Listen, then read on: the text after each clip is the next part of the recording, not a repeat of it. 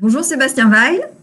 Je suis ravie de te retrouver pour quelques instants, histoire de partager un petit peu notre expérience croisée dans l'aventure d'LL. Alors peut-être un mot déjà pour te présenter.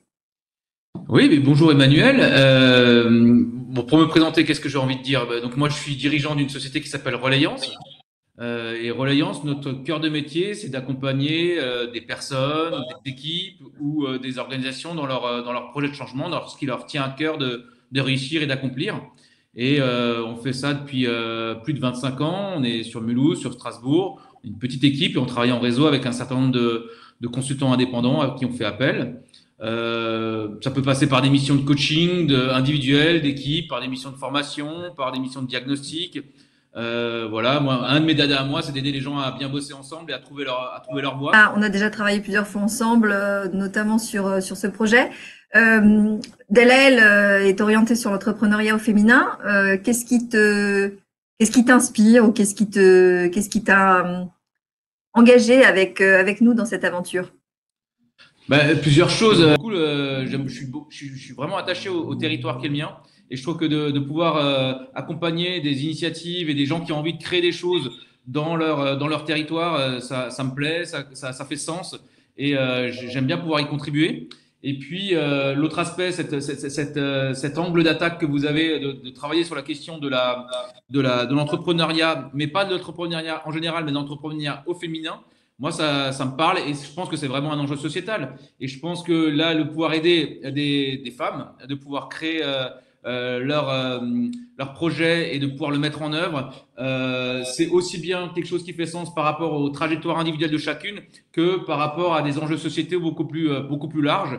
Et je crois que c'est pas mal d'actualité. Alors, j'allais dire heureusement, malheureusement, je ne sais pas. Mais il semble que ça a du sens à plein de niveaux. Pardon. Alors, tu as pu donner et partager ton temps sur un atelier qui était consacré à l'intelligence collective Mhm. et tu as pu les rencontrer, tu as pu rencontrer toutes nos candidates. Quel a été ton ressenti ou quelles sont tes impressions à l'issue de cet atelier, de cette participation à ce deuxième opus d'LAL? Pour commencer, que moi je suis ressorti de cette séance avec à la fois de la joie et beaucoup de. J'ai l'impression que ça m'a ressourcé. Alors, je sais pas si ça les a ressourcés autant que moi, ça m'a ressourcé. Mais moi, je suis ressorti avec beaucoup de ressources et de pêche parce que de voir autant de personnes avec autant de pêche, d'envie, y compris dans un contexte compliqué, je trouve que ça donne la pêche. Le premier élément. Deuxième chose, j'ai trouvé beaucoup de. Dans les points communs que j'ai ressortis, il y a beaucoup de fraîcheur, d'implication des personnes qui étaient vraiment prêtes à se nourrir de différentes manières pour pouvoir alimenter leur projet. Et des gens aussi, une autre impression, c'est des gens qui sont prêts à se remettre en question, à voir les choses différemment, à confronter leur point de vue avec alors des personnes extérieures comme moi, mais aussi entre elles.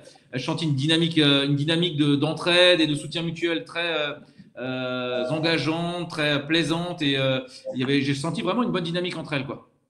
Merci beaucoup. C'est un beau témoignage et j'espère qu'on se retrouvera pour DLAL 3. Merci en tout cas pour ce moment partagé. Merci à toi et partant pour pour un troisième opus, quoi. C'est noté.